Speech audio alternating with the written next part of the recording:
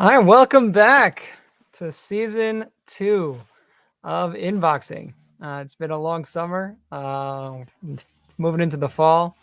Season 1 was quite an adventure and amazing guests. And season 2, I have some really fantastic guests coming up. And we're going to start today with a guest who hasn't shown up yet. So I'll keep talking to my screen and all the people who listen out there. Yeah, appreciate the love there.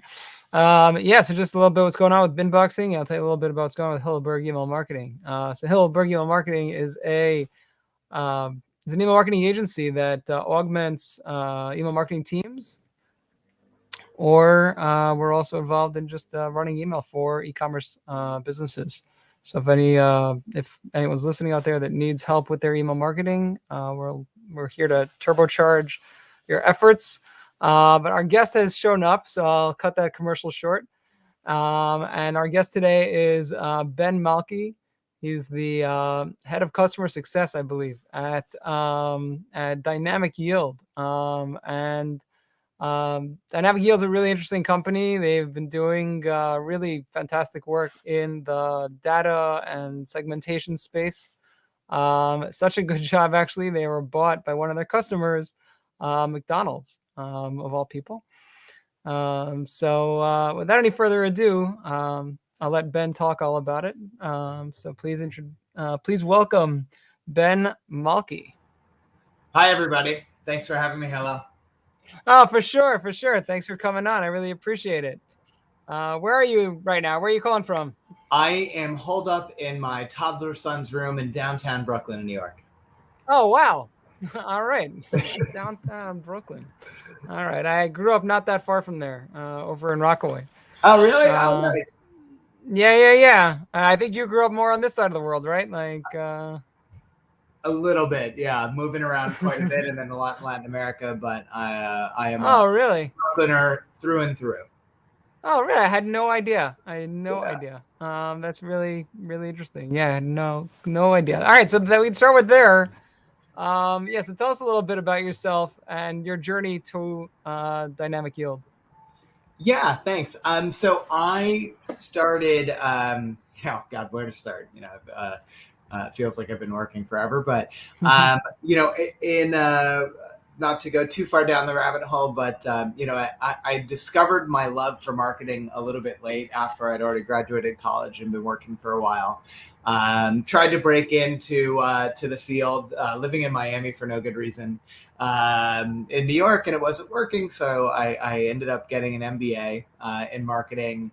And very luckily got fired from my first job as a marketer at a financial services firm, which led me on my path to digital.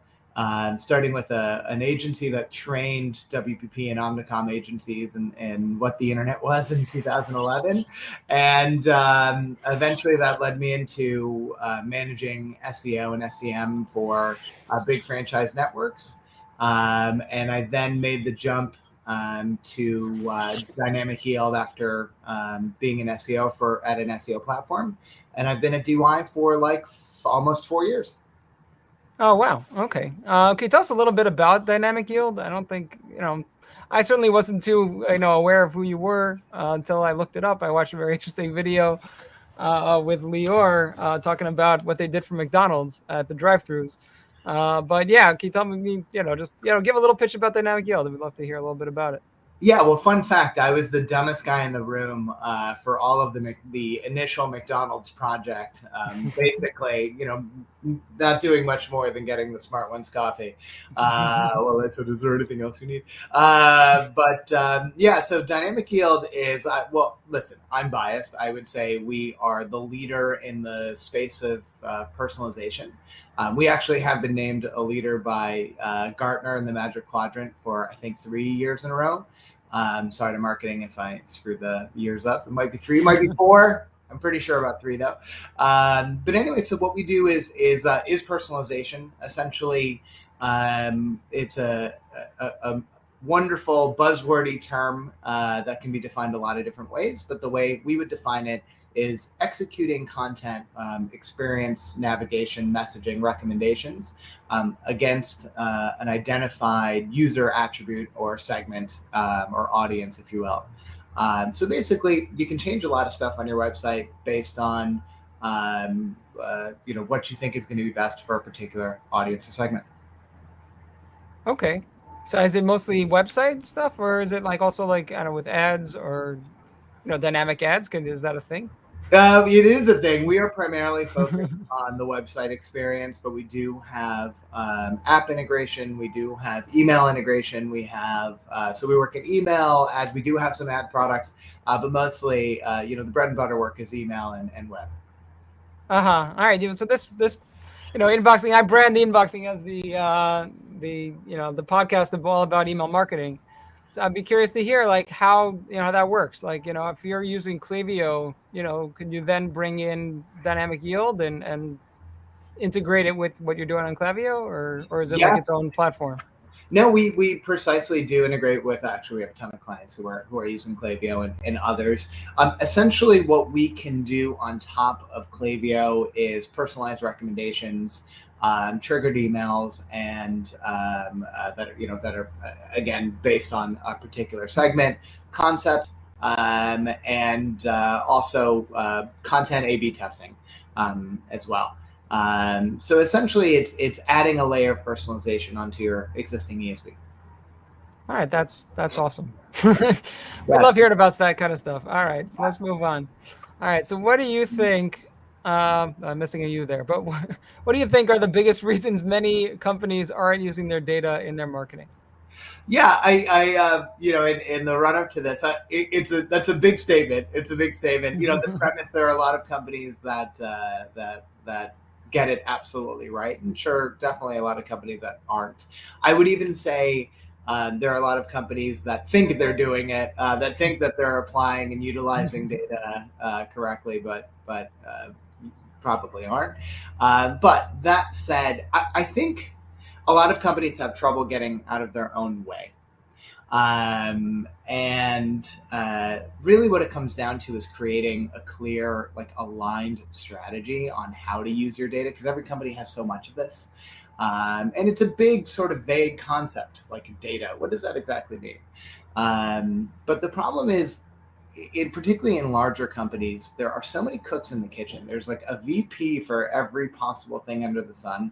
And they don't really empower the people actually doing the work. So much of it is based on sort of anecdotal concepts. This is what we've seen, what I've seen quite a bit in my career.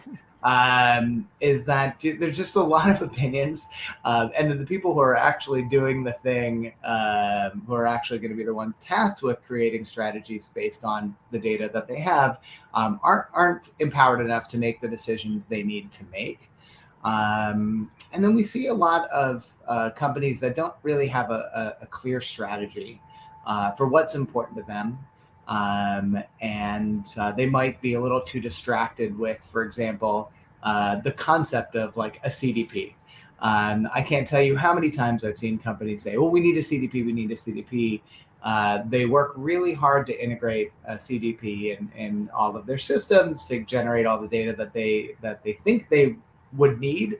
But what they forget is, what do I do with the CDP after it gets started? Can I cut you off there for a second? You just define CDP, like for a the customer data platform. So basically, sort of a unified customer profile. So essentially, it would be all of Hillel's purchases, all of your web activity, some of the stuff that you've bought potentially elsewhere. So it's a really interesting concept of, how do I aggregate all the things I know about you in one place. Got it. Okay. A lot of these companies, it's sort of like a CRM plus. A lot of these companies, they've spent a lot of effort and energy on getting something live, but they forget to have an owner for it. They get to have someone who's actually tasked and accountable for it, and essentially like a strategy for what to do with it. And right, like you've created this amazing thing, and then there's like no one at the wheel, like taking it anywhere. In my 10 years of SaaS or so, an owner for a particular major initiative or program is the determinant of success. And a lot of times there's not someone who's actually tasked with being accountable for it. And then, I would be remiss if I didn't say this. There's so much data that's out there, right? But we live in an age where we can have, like, the companies that are doing this best have a strong understanding of their customer segments, right? Of like, what are the true customer segments that are important to them? And a lot of companies struggle with how to do that and how to do that in a repeatable, scalable way. All right, awesome. All right, so, all right, our topic today is leveraging data to create a better BFCM season. That's Black Friday, Cyber Monday, which is really coming up now that we're in the month of November. So anyway, so how should companies be leveraging their data to create better emails, drive a better holiday season? Yeah, I would say it's a great question. I would say, well, hopefully they've planned that out right now, but considering we're November already. But ideally, what I would like to see, for example, if I was consulting a company, is that I'd like to see that their email lists are already segmented by this point. And there's a very clear strategy behind the segmentation of that list. The one that I personally prefer for email, for an email database or an email list would be RFM, so recency frequency. So they have a strong understanding of like, who are my active, like really active, really valuable customers, and then sort of a gradient from there. I and everybody in my company would roll their eyes because this is all I ever talk about. I'm a very strong believer. They'll roll their eyes for a lot of reasons, but I'm a very strong believer and advocate and proselytizer, if you will, for a macro segments, small number of big segments or big audiences. So I'd like to see an RFM list split into like 3 or 4 tops. Ideally that work should be happening well before your holiday season, so already can start planning a strategy against how am I going to talk to my most valuable, most loyal, most active, my sort of in the middle. They were active, or they're maybe just sort of slightly active, not as valuable, and then the people I haven't seen in a while. Okay. Okay, what data points can be most effective? I guess you say RFM. Well, yeah, I love RFM as a concept or intent. We call it intent on the website. I'm a huge believer in that. But the data points that can be most effective in marketing, it's a big question. I like to keep things simple. I like it simple.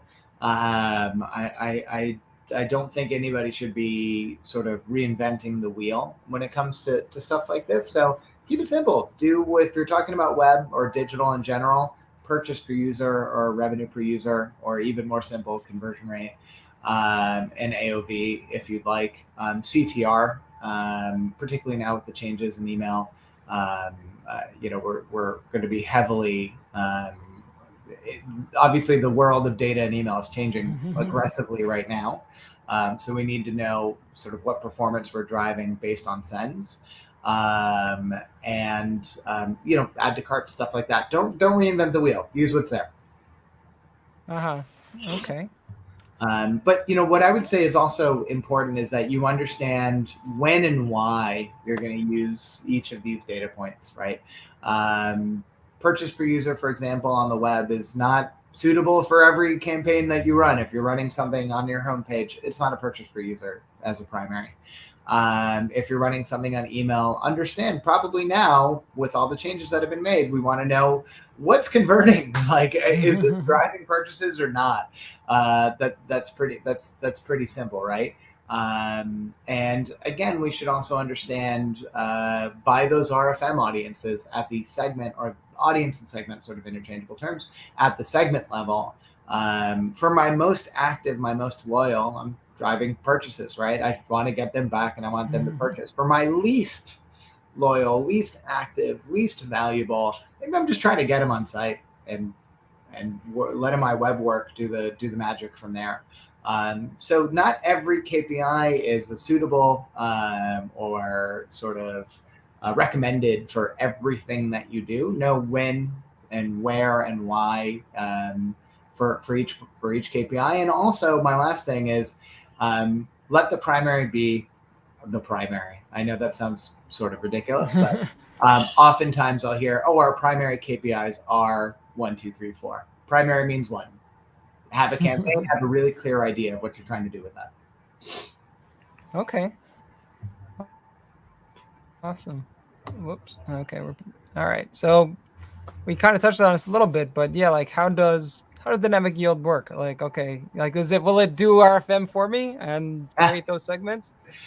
No, we're not going to do RFM for you, but you're going to have people like me in your ear heckling you to do to identify your impactful audiences or impactful segmentation concepts, and then pushing you and sort of annoyingly being pushy about you about doing that work. We like to consider one thing I say about my customer success group is that we are challengers, and we challenge our clients and we push our clients. It's very Brooklyn of us.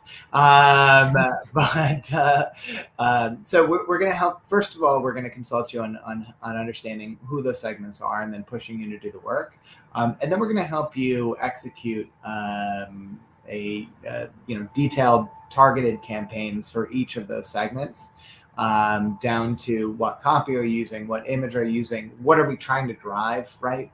If we think about all the tools we have as marketers, sometimes we're driving urgency, sometimes we're driving scarcity messaging, sometimes we're driving promotional or exclusivity messaging, and those aren't appropriate for all of your users all the time. Those are important for a particular segment in a particular moment. And we're going to help you. We're going to help you understand when, why, where, how, and the what. And then we're going to push you to do that. And then lastly, from a technology perspective, our technology is going to help you execute on that. Whether it's a particular set of content or a particular, for example, recommendation strategy, recommendation algorithm. For a particular email. So every algorithm has its purpose, and that's what we'll help you with.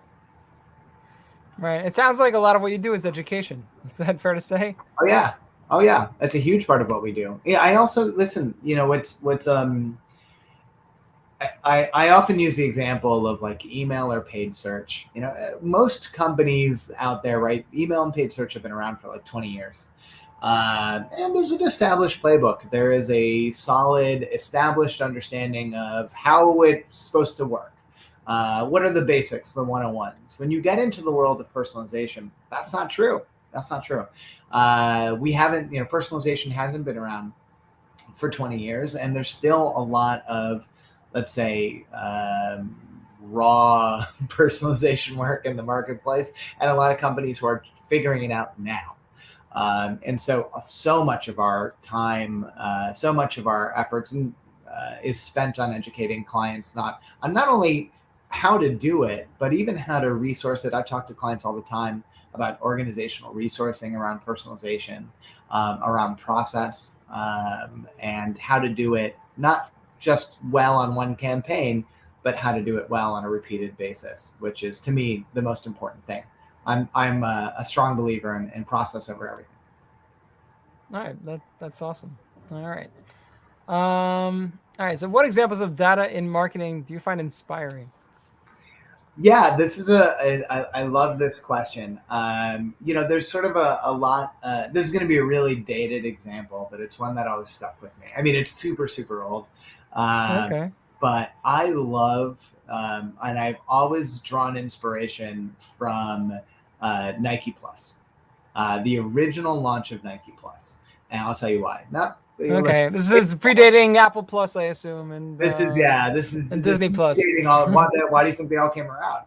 And it's because this is one of the first examples in the digital space of a company understanding that their purpose is to use their resource platform and expertise to help their customers fulfill the promise of their brand. For example, Okay. Not that I'm like the biggest Nike guy in the world. I have all these like Nike products, but they understood, I think Nike does brand better than most.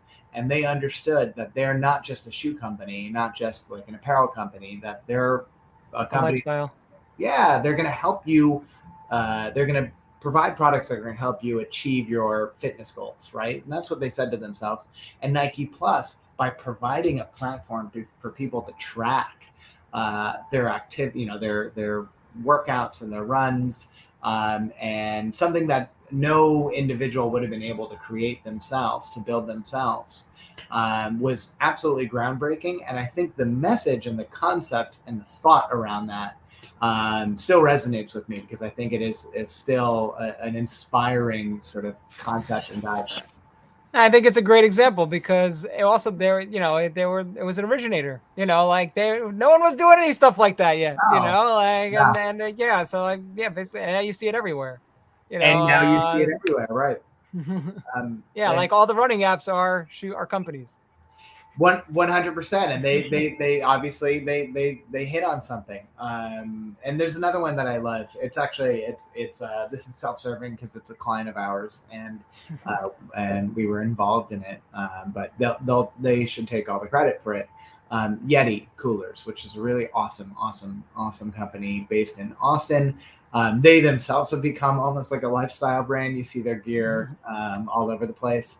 But they make like the biggest, most badass coolers that anybody can buy.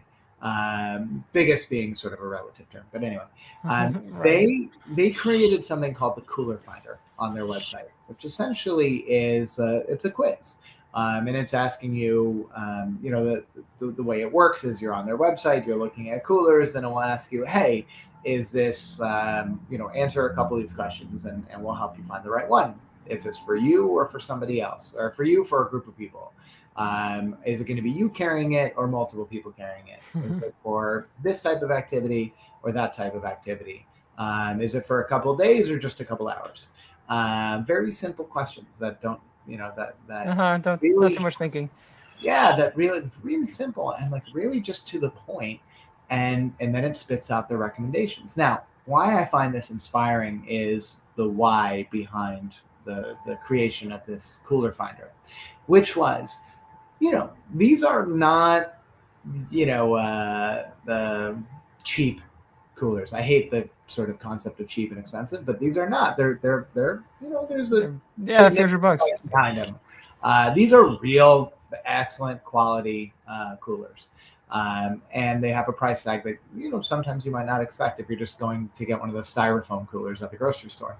And what they found is that a lot of people were clicking in and out of their PDPs and having a session, exiting the session, coming back, looking at coolers again, exiting, coming back, switching across the PDPs, the product detail pages. And what they found was they did some qualitative research, and they found that people were afraid of making the wrong choice. Not necessarily elated by making the right choice. That's very consumer psychology, and that tracks with what we know about consumer psychology. We're more afraid of making the wrong purchase than elated to make the right purchase. And they found this with their coolers, and so they built this, they put it live, and the numbers are ridiculous.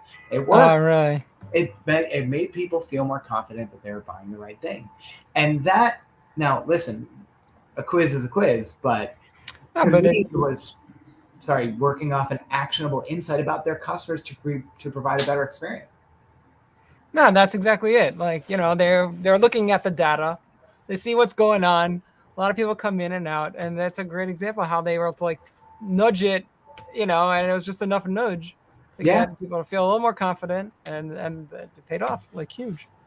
And if you're honestly, this extends to anything you would do on web, email, or etc. If you're not thinking about your audience, your segments, your users, your customers at the end of the day, then you're just noise. All you are. God, how many emails do we get? Right? How many websites do we go to with the same crap on it? Like, if you're not thinking about how, like, what the active signals your customers are giving you, and then creating an activation based on that, what are you doing? You're just noise. Right. No, 100%. Like you mentioned before, about using RFM, that sending like that urgency message to the audience that will be a trigger for them. Like for Right. me, how many of us are going to be getting like five urgent emails from the same company, that their sales ending, it just, yeah, and you only signed up because you wanted to see what their emails look like. Yeah, But right, exactly. That might be a bit on the nose, but yeah, no, 100%. It's like, how many times can you uh, send the same like promotional email to somebody every single day, and you're like, oh, okay, it's sort of like the very legendarily documented sales spiral at Gap. There's no urgency. I know there's going to be a promotion every time that I go back. No offense. right. Yeah, it actually gave me an idea. Your example with Yeti, just gave me, just for a client that I'm working with that sells tables and furniture. So it's big purchases. So like if you could just steer them a little close, give them that little, usually think of wizards and stuff from like the '90s, Yeah. but that you make it simple. I'm sure I'm sure Yetis is gorgeous. It's like, I was gonna, Nice. like you said, group or one. I'm sure it's like crowd or no crowd. It's like very simple, nice UX and quick and easy. But Understand, yeah, I'll try and to recreate that. you're understanding how your customers want to be spoken to and what they need as well. And you're really basically, at the end of the day, you're paying attention to them. A lot of times we fall into this trap of just thinking about us. What inventory do we want to get out the door? What promotions do we have coming up? What are our events? Nobody cares. Nobody cares about that. But people they need different messaging and marketing and information from you at different times. And it's just understanding, again, how do we group those people, right? What are the segmentation concepts that are important to us? Stick to one, and then just listen to them, listen to the data. They're not just clicks. Clicks are actual actions human beings are taking, and those clicks are telling you something. They're not just clicks. Anybody can say this good, this bad when you look at the numbers, but it takes a real marketer to think about, well, we didn't get the clicks, or we didn't get the click through rate here. Why? What did we not connect? What were we trying to accomplish? And why did it not connect with this group of people? All right. Awesome.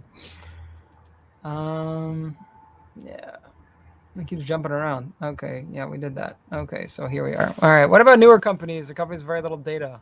Like what, yeah, how can they do something awesome? Like, Yeah, I would say, number one, is like there's the fallacy of perfect data. There's no such thing as perfect data. There's absolutely no such thing. I like active signals, right? I think that past behavior is a very poor indicator of future behavior.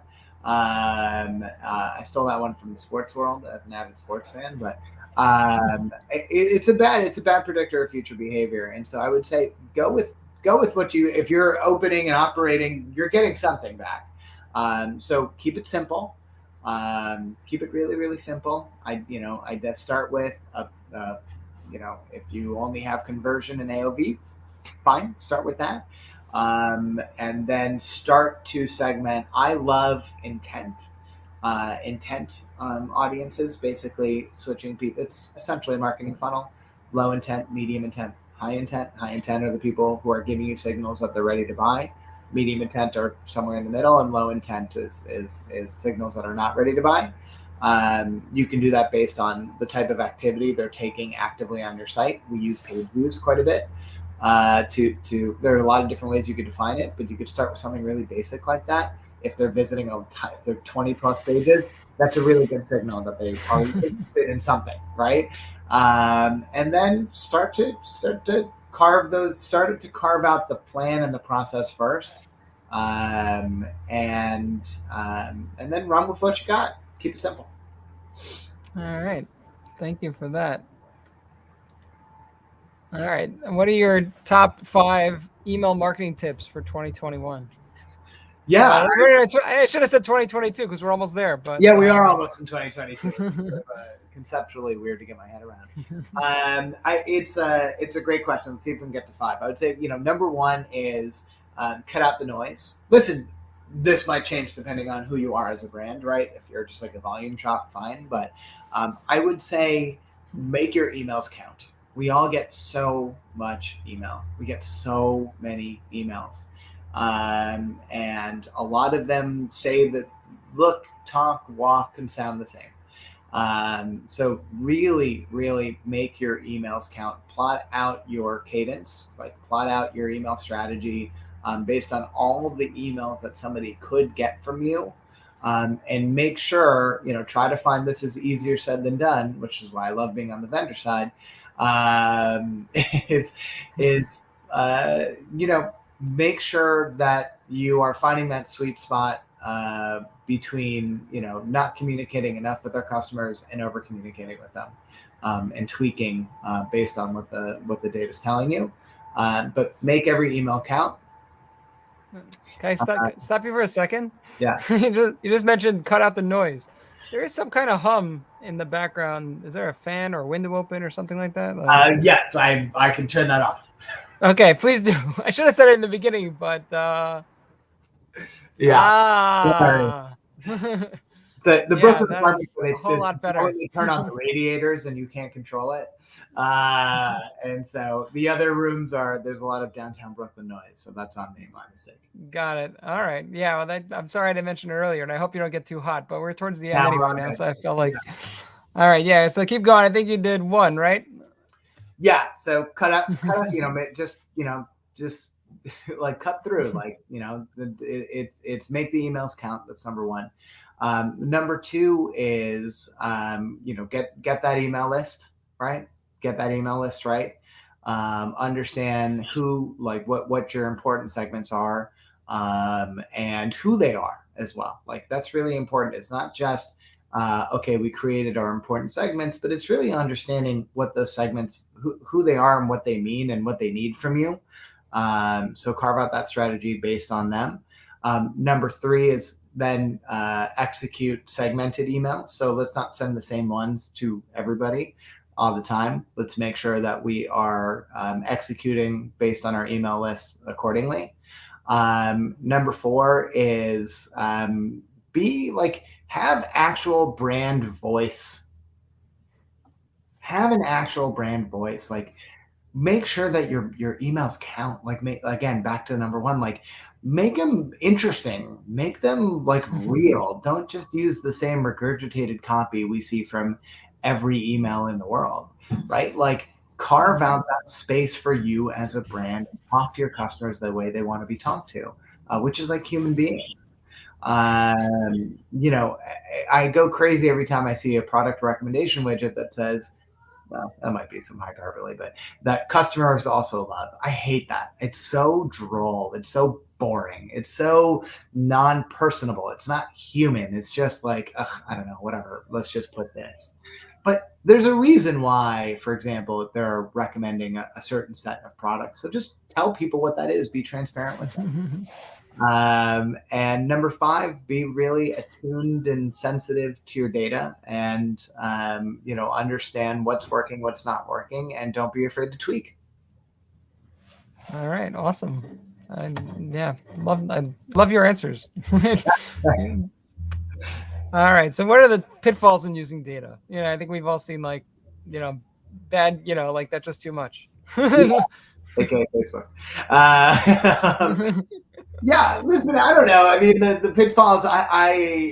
It's a fantastic question. I would say this is a hot take. I think IDP are like identifying personal data is so overrated. I know I'm probably wrong. Maybe I'm wrong. Maybe I'm not. I don't care. I think it's so overrated. Do I really care that I know someone's name and birthday? Yeah. Honestly, how many birthday emails do we get? Whatever. I don't need that from Puma, whatever. I'm just saying, no, that's. I'm just saying, I think what's more important is the actions that you're taking, rather than who you are.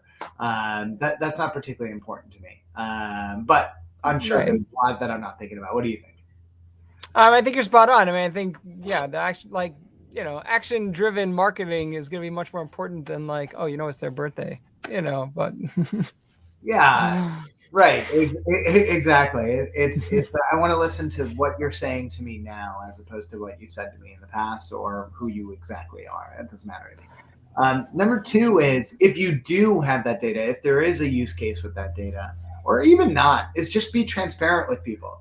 Like that's so. It's such a simple, obvious concept. Hey, we're showing you this because X. Why don't people do that more? It drives me crazy. I don't know why people don't tell you why I'm showing you this. For example, if it's as simple as a recommendation tray, because you bought this in the past, or you're looking at this, and this is why these I'm showing you these products. But also, it's just like be human with people, be down to earth. Don't people being a faceless, nameless, expressionless, personalityless brand is very is antiquated. Is out. It's antiquated. People want and expect brands to mean something, to be something, to have a voice. So be transparent. Yeah, and I think you're seeing that so much more, with smaller brands, or they're not like afraid of their shadow. They could be a little off, and it's okay. I love that. Like I always ask for people what are their top 5 brands. I don't know if I'm asking you that question, but like, close that malware bites thing. But yeah, like like the brands I love are all these smaller brands that are just being hilarious and fun, and just having a real personality in the inbox. Yeah. And there's one in particular. I'm blanking on their name, but they make bags.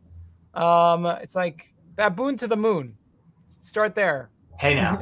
Okay. Yeah, no, and they're using all caps. They're doing ridiculous imagery. They're just like being hilarious. I mean, like for me, like their like best subject line of the year was, "What does space smell like?" They did a candle that smells like space. Oh, love it. But Love it. Yeah.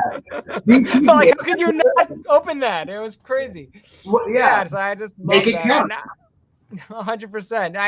I hope what you're pushing, is that bigger brands will also catch on, and like I think we've seen it a little bit, maybe with like Oreo, and like here and there, not really on a grand scale. I'm definitely coming from a corporate world that was afraid of its own shadow.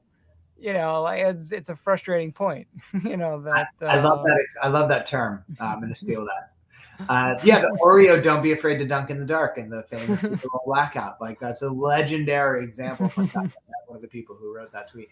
But it was classic, and it also, my favorite thing about that is that they had a war room, like a Twitter war room during the Super Bowl, and they were like empowered to do it. Like they weren't to make the decision they needed to make. Yeah, so good for Oreo. Good for them. Yeah. My last thing with the data as well, if you are going to use personal data, if there is a use case or whatever for it, ask like really be like super opt in. Like ask people if they want to be remembered, and make sure that you're really, really clear of what you're going to use and why you're going to use it and how you're going to use it. That is so massively, massively underrated. People will expect, again, they expect sort of a human side of the brand on the other side. So if you just talk to them and say, hey, are you cool with this? Do you want that? Do you want us to remember who you are and use this information? Opt in. If not, then definitely don't have it be an opt out. All right, awesome. All right, so yeah, I did have this question in here. So, what are your favorite brands and why? Yeah, this one's a killer for me because for years there was a website. It was my favorite website on all of the internet, from an SEO. This is very much my search background, my SEO background. There was a company called Best Made Co. And I thought they had the best damn website out there. They had talk about brand voice and expression. They knew who they were. Their copy represented it. They were every single product that they had. They had a wealth of like very sort of relevant detail and information. And they had this way of utilizing product imagery that essentially recreated the in-store experience online. And, if they had bags and jackets and random stuff like camping stuff that this Brooklyner is never going to use. But they had this way of using product images. Again, like they would have bags and they would show you the stitching on the inside of the bag in like really clear, high resolution format, so you could see the tiny details. Really, what it means is that they thought about this. They thought about what their customers wanted to see, and then they gave it to them. And they were consistent on every PDP, on every product image, on every product, I should say. They used the same. They had the same quality of information, from the product imagery to the specs of the product, to the write-up of what the product was, where it came from, how it was made, why it was made, etc. They really provided a fantastic wealth of information. They folded during, or they got bought during the pandemic, so it's really sad that they outranked Amazon for camping, and anybody in search knows you don't outrank Amazon for anything. But they outranked Amazon for camping, which is crazy, and some other things. This one is super lame, but I love Google. I'm a Pixel guy and a Google Fi guy. I even have their phone service. But more so than that, I love Google products because I think they're very user. Again, it's all sort of connecting back to the same theme. They're all focused on the user experience, and I think that the way they present their information, the way they present their products, is it's some of the best use of white space, which I know is underrated. Some of the best use of white space I've ever seen, where they don't clutter and they don't shove every bit of they don't just shove everything in front of you at the same time. They're very specific about what they show you and why they're showing it to you. And they had the best marketing email I've ever seen, which I just got like a month ago, for their Google Nest Cam. And it was just clean, concise. Again, the detail was there, the imagery was there, the benefits, they were benefit-led, not feature-led. I know that's such a lame answer, but I really love Google. Nah, look, I think a lot of people are loving Google, but they won't talk about it. Yeah, so it's okay. Sort of problematic aspects to YouTube and stuff, but other than that, I love the way they do marketing. I love the way that they show their products when they market, and that's something that is. There are a lot of there's so many ads and emails and this and that where they don't actually show you the product and why and the what and the benefits of it. And they're excellent. Their marketing agency, which I think is in-house, is so good at that. Anyway, this one is super New York. Probably not relevant for a lot of people, but Manhattan Mini Storage. Not only that, Manhattan Mini Storage, but they are legendary for their subway ads. But more than that, this is a brand that's not afraid of their own shadow. And they have very brash. It's very, very New York. They have like incredibly brash marketing. They're not afraid to dabble into politics at all. It's a storage company. You would think, who cares? Right. Incredibly memorable, funny, polemic. What's the word that I'm looking for? Sort of controversial advertising. And it's a company that knows its brand. It's a company that knows its brand and is not afraid of being their full brand all the time. Well, good for them. Like, think about it. We're talking about a storage company.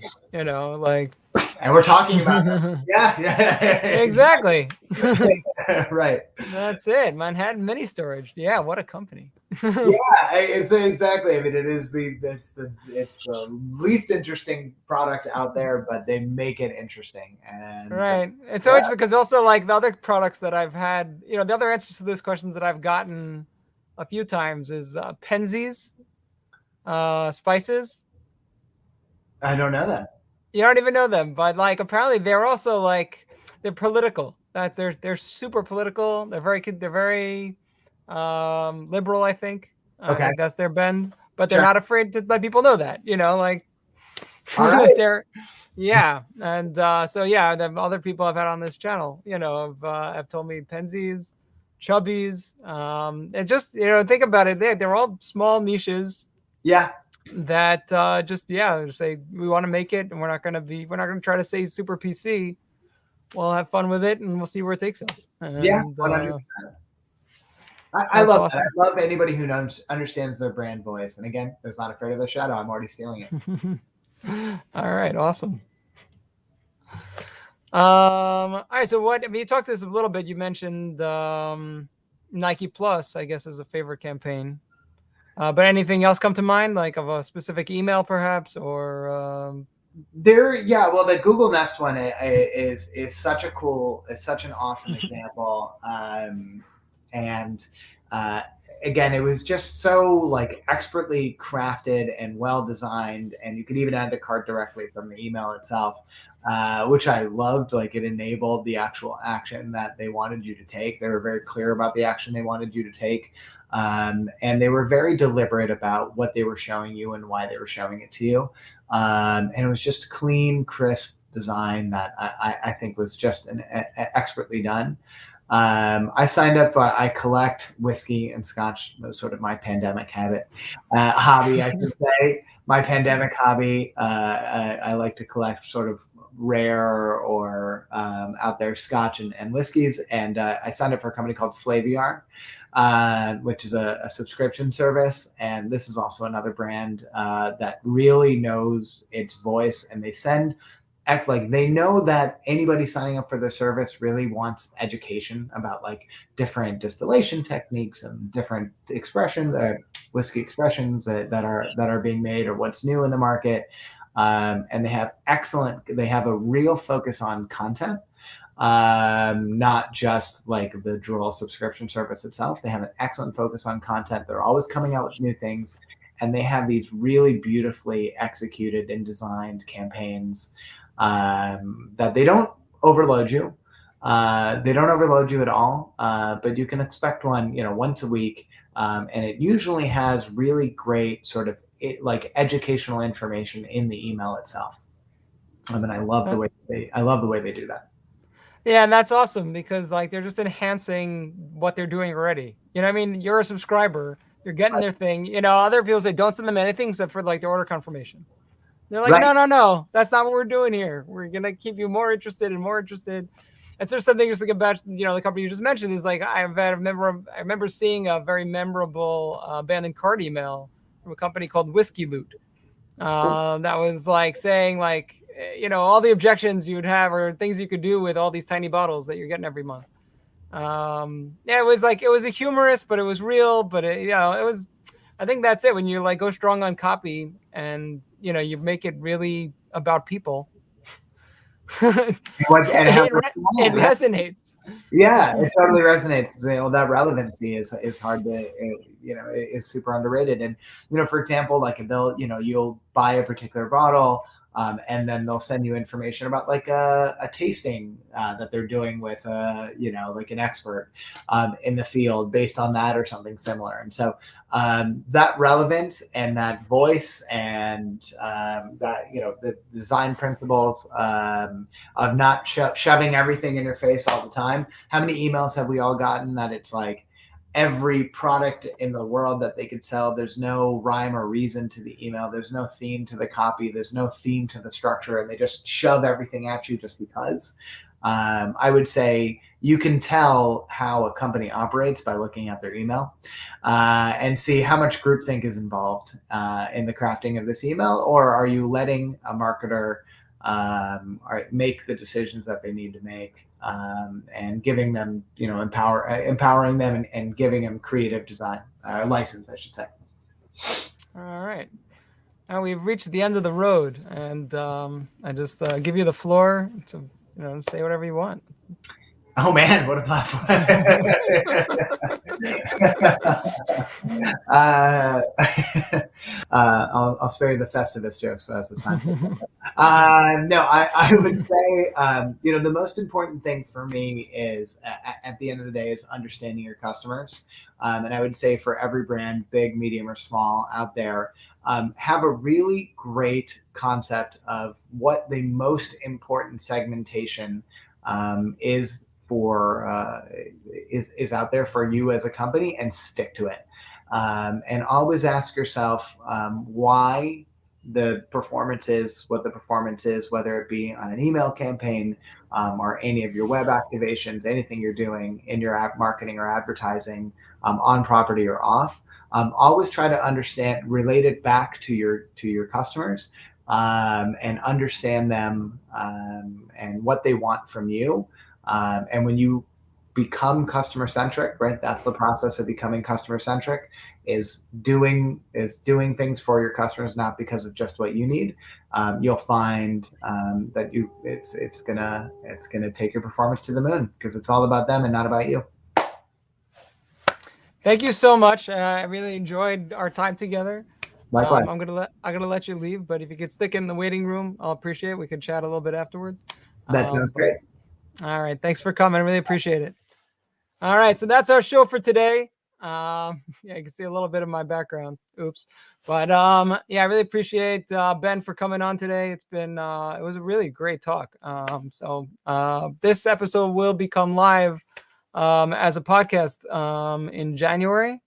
Next week, we're actually having Chad White of I don't even know a good title for him, but he wrote the book. So he's pretty exciting. And he'll be here next week on Thursday, next Thursday, with Chad White.